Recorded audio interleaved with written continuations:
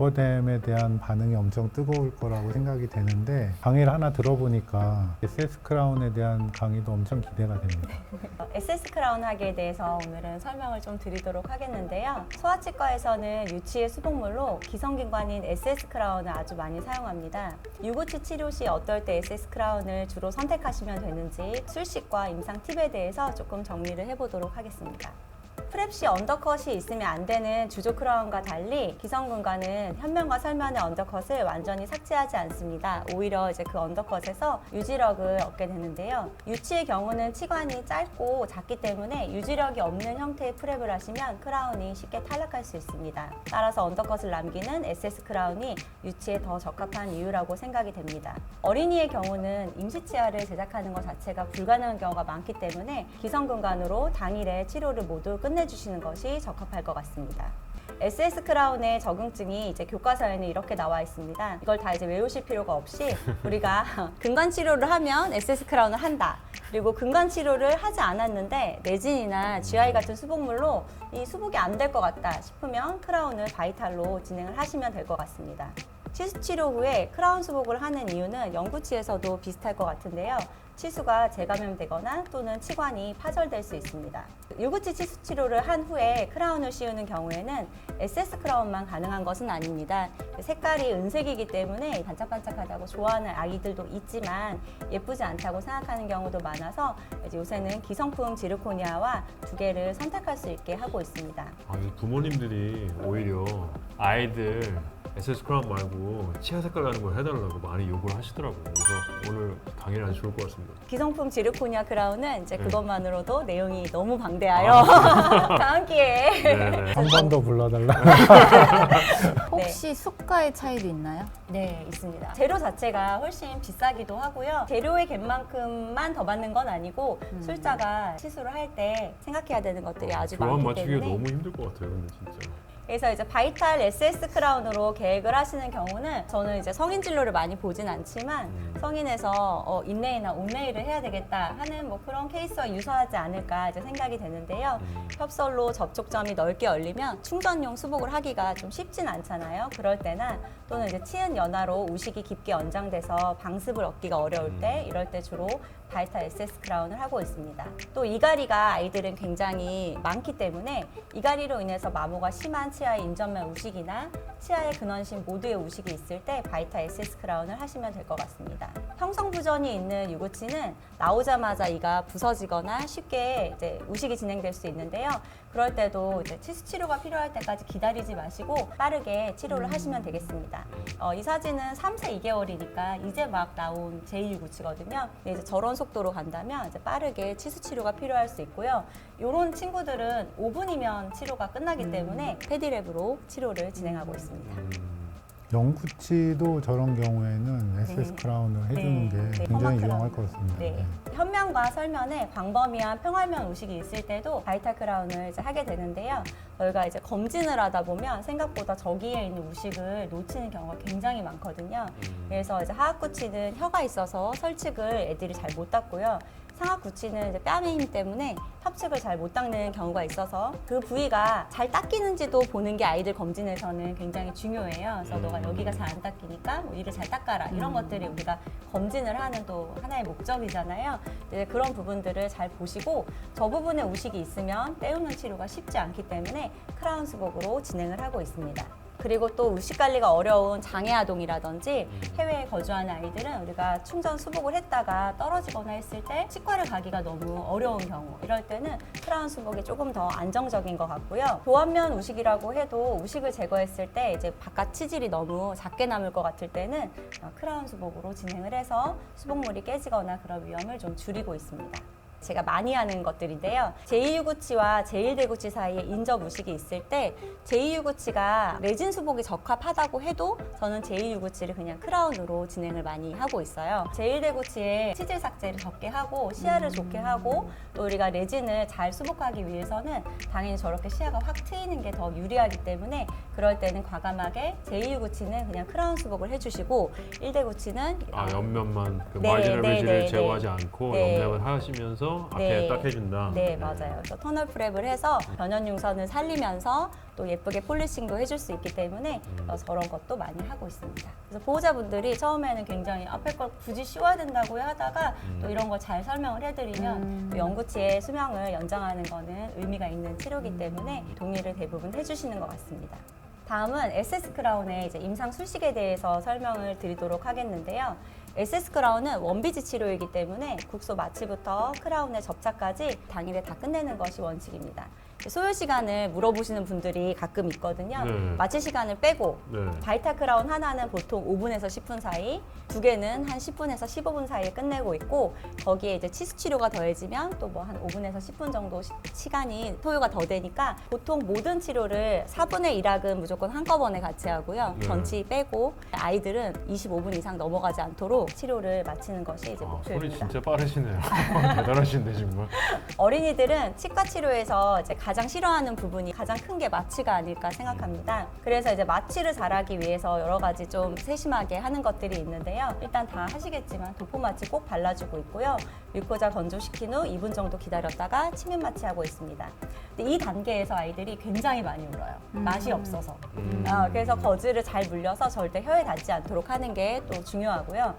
그 다음 이제 침입 마취를 하는데요. 물통 마취기 사용하고 있고 워머도 사용하고 있고 가급적 얇은 니들을 사용하시면 또 아이들에게 자입 통증을 조금 줄여주실 수 있습니다. 자입 전에는 그 러버댐 때도 말씀드린 것처럼 불편한 느낌이 난다. 저는 이 표현을 굉장히 좋아하거든요. 하나도 안 아프다고 말할 수는 없는 거잖아요. 그래서 이제 조금 불편한 느낌이 날 건데 선생님은 너가 안 움직이면 최대한 살살 해줄 수 있어. 사실 협박이죠. 협박 플러스 회유 예, 막 이래서 네, 네. 섞여 있네요. 이 사실은 단어 하나하나를 외워야 되는데 네, 마취를 준비할 때 생각을 하지 않아도 입으로 그냥 나오는 이제 이런 말들이 있는데요. 네. 이제 조금 불편한 느낌이 날 거야 하면서 그 순간에 딱 자입을 하거든요. 그래서 자입을 협체 점막에 먼저 소량하고 천천히 얕게 마취한 후에 점점 자입의 깊이와 속도를 높여주시면 되겠고요. 마취가 되는 부위를 조금씩 오버랩 시키면 또 통증이 덜 하잖아요. 그래서 마취 부위를 인터덴탈 파필라 그리고 설측 또는 구개측으로 이렇게 넘겨가면서 하고 있습니다. 제가 주로 쓰는 니들은 30게이지 니들인데요. 이제 아이들이 굉장히 예민하거나 얘는 정말 뭐 울음이 터지면 난 이 진료를 못한다 싶을 때는 31게이지 니들을 사용하고 있는데 31게이지 니들을 혹시 사용해 보셨나요? 네, 아주 저는 이제 항상 사용하고 아 그래요? 근데 저는 이제 저거가 조금 조심스러운 네, 게 부러질까 봐. 네, 그러니까. 아이들은 입에서 부러지면 갑자기 움직였을 때 굉장히 위험할 수 있어서 이제 그런 거를 조금 주의해서 얇은 니들은 사용을 해주시면 좋을 것 같습니다. 저 같은 경우는 31게이지는 앞니 쪽으로 주로 사용하고요. 야. 어금니는 이제 30게이지, 인필트레이션 말고 블락 걸 때는 27게이지. 네. 저 같은 경우는 전치부나 아니면 이제 상악 팔라탈 마취를 꼭 해야 되는 그럴 때는 31게이지를 주로 사용을 하고 있습니다. 소아치과에서는 크라운을 할 때 러버댐을 이제 필수로 거는데요. 크라운을 하는 치아보다 후방에 러버댐을 걸 수 있으면 사실 크라운 프랩은 너무 쉽습니다. 클램프를 거는 치아에 크라운을 해야 된다면 초심자는 조금 어려울 수 있을 것 같습니다. 설명드린 기억하고 계시죠? 네, 밑으로 살짝 잡아당겨가지고 네. 몸을 약간 노출시켜라. 네, 그런 방법을 하시면 조금 더 쉽게 이제 프랩을 할 수 있을 것 같습니다. 국소 마취가 되어 있더라도 러버댐은 꽤 불편하기 때문에 클램프를 딱 짚는 순간에 불편한 느낌이 나 하고 한번 이것은 아픈 게 아니라는 걸 상기시켜 주는 게 오히려 더 이제 좋은 협조를 얻을 수 있는 방법입니다. 다음은 이제 SS 크라운 프랩인데요. 먼저 교환면을 삭제하고 그다음 인전면 삭제를 하고 마무리 삭제 이런 순서로 보통 이제 삭제를 하시면 되는데 교환면 삭제는 1에서 1.5mm 정도 대략적인 삭제를 하시면 되겠고요. 인전면을 삭제할 때 항상 에러가 굉장히 많이 납니다. 엣지가 생기는 경우가 굉장히 많아서 그런데요.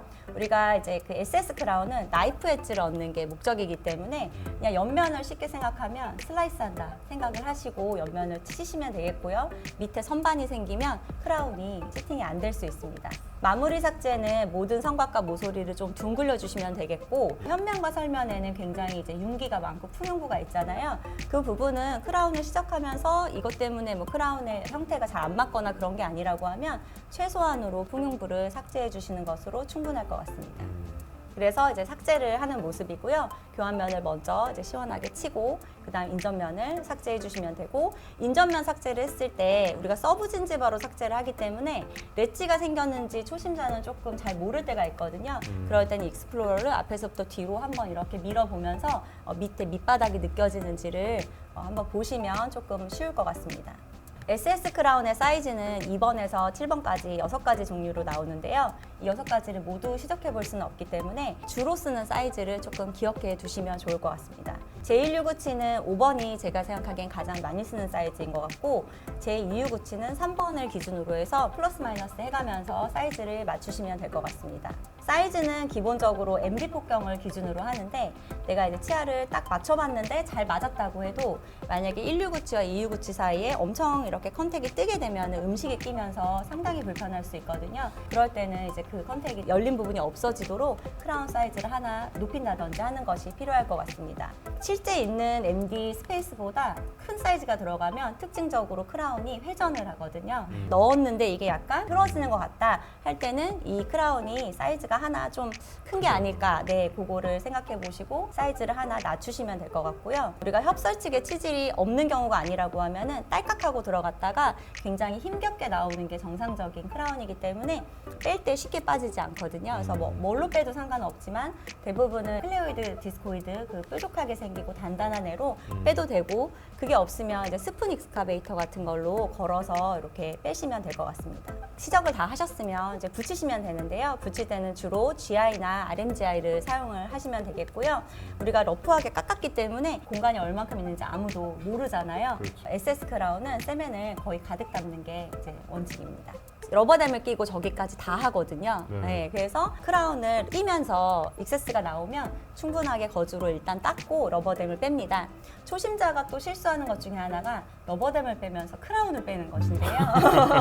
굉장히 많이 일어납니다. 뒤에 엄마가 보고 있으면 그걸 뭐야 이렇게 되는 거지. 엄마만 보면 다행이고 삼키면 이제 큰일 나요. 그래서 저는 이제 이게 유지력이 굉장히 있으면은 신경 쓰지 않고요. 좀 유지력이 여러 가지 이유로 없을 때는 크라운을 손으로 잡고 뺍니다. 네, 그래서 끝까지 꾹 다 눌러준 다음에 손을 떼시면 크라운이 탈락하는 그런 일은 없을 것 같습니다. 러버댐을 이렇게 좀 인전면 쪽을 잘라서 빼는 것도 좀 유용할 수 있을 것 같아요. 네네. 근데 사실 SS 크라운을 하면 인전면의 러버댐은 거의 없어집니다. 그냥 빠지나요? 아니요? 갈린다. 네. 섭섭하면서 갈린다. 이미 없다는 네, 얘기는. 이미 없어집니다.